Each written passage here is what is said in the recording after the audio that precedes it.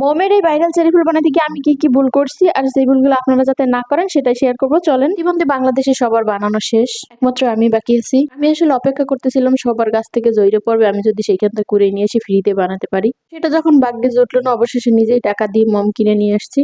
আর মম গুলো এভাবে টুকরো টুকরো করে এবার এটাকে গলায় নিতে হবে। কালার হিসেবে এখানে আমি অ্যাক্রিলিক কালার ব্যবহার করব। সবাই দেখছি লিপস্টিক বা মম কালারটা ব্যবহার করে, আমি যেহেতু অ্যাক্রিলিক কালার ব্যবহার করবো একটু ভয় ছিলাম, কারণ প্রথম আমি একটা মোমের অর্ধেকটা নিয়ে কিন্তু ট্রায়াল দিছিলাম, যেটা ভিডিও করে নেই। এইখান থেকে আমি যে অভিজ্ঞতাটা পাইছি সেটা আপনাদেরকে বলি।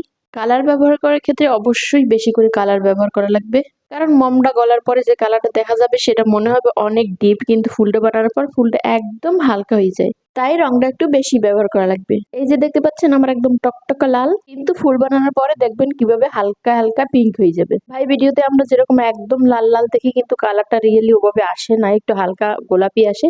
ওগুলো হচ্ছে ডিভাইসের কারণে বা ফিল্টারের কারণে একদম লাল দেখা যায়। তারপরে শ্যাম্পু গুলানো পানি নিয়ে আসলাম আর একদম গরম গরম মম। যারা আদরের দুলে নিয়েছেন তারা কিন্তু এই গরম মমে হাত দিতে ভয় পাবেন বা একটু লাগবে, ভালো কিছু পাইতে হলে একটু সহ্য করতে হবে। এইখানে হইলো দ্বিতীয় টিপস।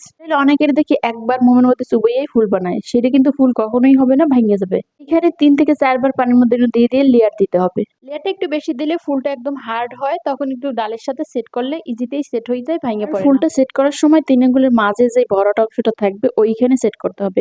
আশেপাশে পড়লে কিন্তু একদম লুজ হয়ে যাবে আর ফুলটা একদম ডালের নিচের দিকে চলে যাবে। আমি প্রথমে অনেক ভুল করছিলাম।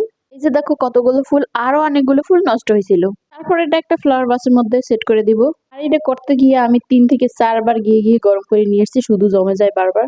একটা টিপস হলো গিয়ে আমি কিন্তু এই ফুলগুলো গ্লুকান দিয়ে আটকাই দিছি। এই মরা গাছে তো ফুল ফুটে না, আমরা এটা জোর করে যেহেতু ফুটাইছি, এটা তো কিলাই গুদাই দইটাই রাখতে হবে, তাই না? জন্যই আমি গ্লুকান দিয়ে আটকাই দিছি। আপনারা যে কোনো আঠা দিয়ে কিন্তু আটকাই দিবেন, তাইলে অনেক লং লাস্টিং হবে। যে দেখেন এগুলো কিন্তু গোলাপি কালার হয়েছে, রেড কালার হয় নাই। আমি কিন্তু ব্যবহার করছিলাম একদম ডিপ রেডটা।